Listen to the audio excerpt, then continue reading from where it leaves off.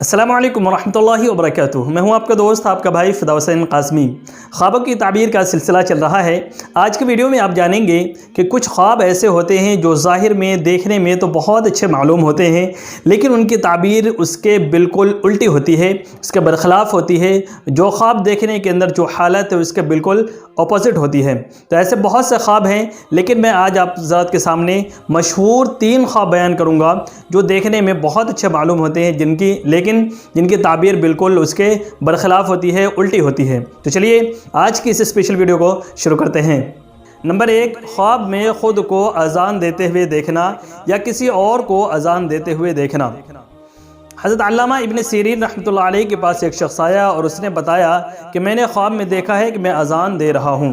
تو حضرت علامہ ابن سیرین رحمۃ اللہ علیہ نے اس شخص کو اوپر سے نیچے تک اس کے حلیے کو اور اس کی حالت کو بہت اچھے طریقے سے دیکھا، پرکھا، سمجھا اور پھر یہ تعبیر بتائی کہ اے شخص تجھ پر چوری کا الزام لگے گا۔ تو دوستو آپ اس خواب کو دیکھیے کہ خواب دیکھنے میں کتنا بہترین ہے، کتنا خوبصورت ہے کہ خواب میں اذان دیتے ہوئے انسان دیکھ رہا ہے، لیکن اس کی تعبیر بالکل اس کے الٹ ہے، برخلاف ہے۔ گویا کہ سامنے والے کے یعنی خواب دیکھنے والے کے حالات پر بھی اس خواب کی تعبیر منحصر ہو رہی ہے۔ نمبر 2، خواب میں خود کو نماز پڑھتے ہوئے دیکھنا۔ اس خواب کی تعبیر بھی بالکل الٹی ہے۔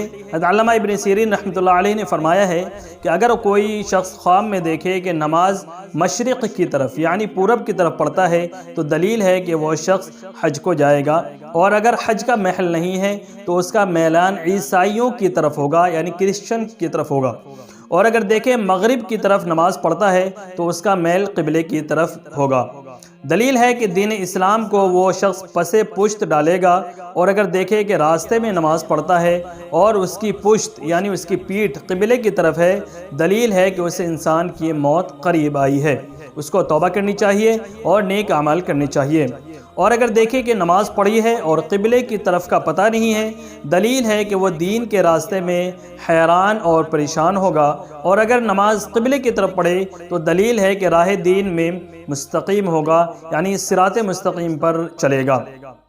حضرت ابراہیم کرمانی رحمۃ اللہ علیہ نے فرمایا ہے کہ اگر کوئی شخص دیکھے کہ کسی قوم کی امامت کراتا ہے، دلیل ہے کہ جس قدر جتنے بھی مقتدی ہیں اتنی ہی جماعت پر وہ سرداری کرے گا، ان کا سردار بنے گا۔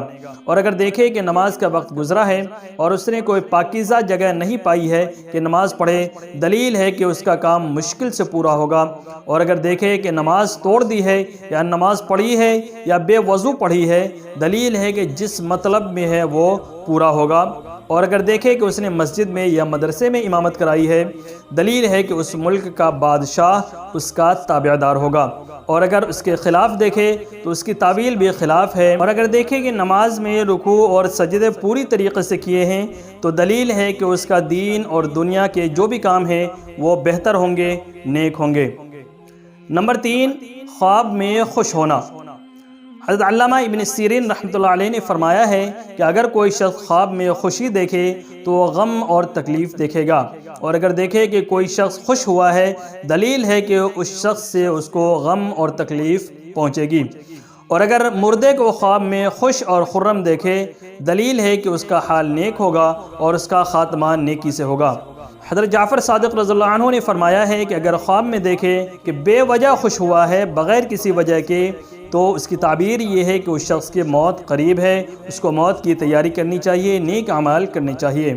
اللہ تعالیٰ کا فرمان ہے حتی اذا فرحوا بما اوتوا اخذناهم بغتہ، یہاں تک کہ جس وقت اللہ تبارک و تعالیٰ دیتے ہیں تو وہ خوش ہوتے ہیں تو وہ ان کو اچانک پکڑ لیتا ہے۔